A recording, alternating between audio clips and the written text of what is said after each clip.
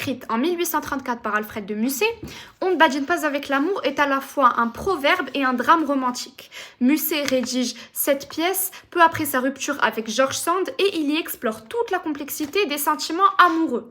L'histoire se déroule dans un château à une époque volontairement floue et raconte l'amour contrarié entre Perdiccas et Camille, deux cousins que la vie a séparés.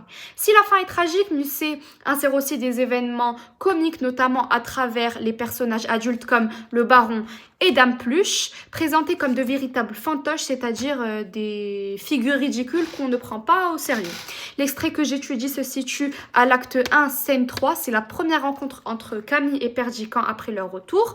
Perdiccas essaie de renouer avec elle, tandis que Camille, froide et distante, reste fermée à tout rapprochement. À travers cette scène, Musset met déjà en place les grands thèmes de la pièce, le conflit entre l'amour et la raison et la critique des conventions sociales. Nous pouvons alors nous demander comment cette scène met-elle en lumière le conflit entre amour et orgueil tout en ridiculisant les symboles de l'autorité. Pour répondre à cette question, nous verrons alors deux grands mouvements.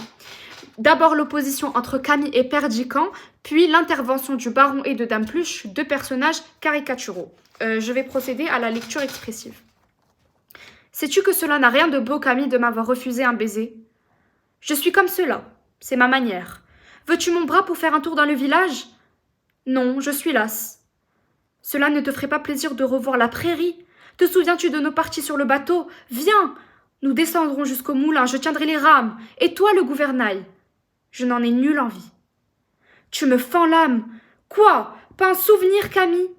Pas un battement de cœur pour notre enfance, pour tout ce pauvre temps passé si bon, si doux, si plein de niaiseries délicieuses. Tu ne veux pas venir voir le sentier par où nous allions à la ferme? Non, pas ce soir. Pas ce soir?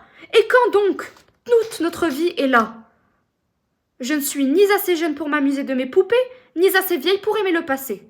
Comment dis-tu cela? Je dis que les souvenirs d'enfance ne sont pas de mon goût. Cela t'ennuie? Oui, cela m'ennuie. Pauvre enfant, je te plains sincèrement. Ils sortent chacun de leur côté. Le baron rentrant avec Dame Pluche. Vous le voyez et vous l'entendez, excellente Pluche. Je m'attendais à la plus suave harmonie et il me semble assister à un concert où le violon joue Mon cœur soupire pendant que la flûte joue Vive Henri IV. Songez à la discordance affreuse qu'une pareille combinaison produirait. Voilà pourtant ce qui se passe dans mon cœur. Je l'avoue, il m'est impossible de blâmer Camille, et rien n'est de plus mauvais ton à mon sens que les parties de bateau. Parlez-vous sérieusement? Seigneur, une jeune fille qui se respecte ne se hasarde pas sur les pièces d'eau. Mais observez donc, Dame Pluche, que son cousin doit l'épouser, et que dès lors, les convenances défendent de tenir un gouvernail, et il est malséant de quitter la terre ferme seul avec un jeune homme. Mais, je répète, je vous dis, c'est là mon opinion. Êtes-vous folle? En vérité, vous me feriez dire... Il y a certaines expressions que je ne veux pas, qui me répugnent. Vous me donnez envie. En vérité, si je me retenais, vous êtes une pécore, Pluche. Je ne sais que penser de vous. Il sort. L'opposition entre le désir de Perdiccas et le refus de Camille, donc de la ligne 1 à 20. Ce premier mouvement est un véritable duel où s'affrontent l'irisme romantique et la rigidité morale. La scène commence avec Perdiccas qui apostrophe Camille. Sais-tu que cela n'a rien de beau, Camille, de m'avoir refusé un baiser? L'apostrophe montre qu'elle est au centre de son attention et renforce l'intensité de ses émotions. Le sais-tu place Camille en position de savoir, révélant le désir blessé de Camille et son amertume. Camille répond « Je suis comme cela ». C'est ma manière. Elle refuse de se justifier, affirmant sa confiance en elle. L'ascendette et l'allitération en M souligne son assurance et sa détermination. Perdiccas insiste donc de la ligne 3 à 6. Il tente un rapprochement par la nostalgie. Il utilise le champ lexical du souvenir et les mots nous et nos pour créer une sorte de complicité forcée. Camille refuse catégoriquement. Elle utilise donc la double énonciation avec je n'en ai nulle envie, marquant son désintérêt plus que total. Perdiccas déploie son idéal romantique. Il utilise l'interjection vient. et la métaphore du bateau où il s'humilie pour elle. Donc ça veut dire, donc devant son échec, il passe à l'exclamation lyrique « Tu me fends l'âme ». Le parallélisme qui suit traduit donc son exaltation. Camille, elle, reste ferme. Donc non, pas ce soir, puis pas ce soir et quand donc toute notre vie est là. L'exclamation et le présent de vérité générale traduisent son agacement et valorisent leur passé commun. Elle conclut « Je ne suis ni assez jeune pour m'amuser de mes poupées, ni assez vieille pour aimer le passé ». Le parallélisme et la négation marquent son positionnement entre enfance et maturité et son refus de Perdiccas. Le mouvement se clôt sur le constat d'échec de Perdiccas. La réponse de Camille « Oui, cela m'ennuie » et d'une brutalité désarmante. Perdiccas termine sur une exclamation pathétique « Pauvre enfant, je te plains sincèrement ». L'échec de ce duel amoureux laisse place à une confrontation plus comique, celle des adultes observateurs. Nous passons donc au second mouvement. Cette seconde partie change de registre pour adopter la satire des figures d'autorité. Le baron entre avec Dame Pluche. Vous le voyez et vous l'entendez. Excellente Pluche. La didascalie rentrant montre une mise en abîme. Donc le théâtre dans le théâtre, Pluche et lui étant des témoins cachés.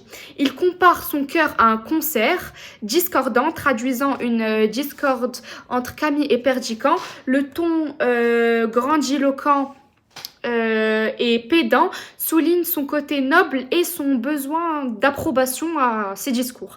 Dame Pluche répond « Je l'avoue, il m'est impossible de blâmer Camille ». Elle agit comme une gardienne des mœurs religieuses, utilisant la négation et le présent de vérité générale pour imposer sa règle morale. L'affrontement se cristallise donc de la ligne 26 à la ligne 30 autour du quiproquo du gouvernail. Dame Pluche utilise le présent de vérité générale pour imposer une règle morale rigide. Le baron tente de faire valoir l'arrangement social, mais Pluche reste inflexible pour qui le gouvernail est une simple atteinte aux convenances. Enfin, le baron explose. Êtes-vous folle? Vous êtes une pécore, Pluche. Le vocabulaire croissant et les apostrophes produisent un effet comique, soulignant la pauvreté du discours du baron. Et de son argumentation qui ridiculise le personnage. Son départ clôt le mouvement, le manque de respect et le comique de situation marquent l'opposition insoluble entre Pluche et lui.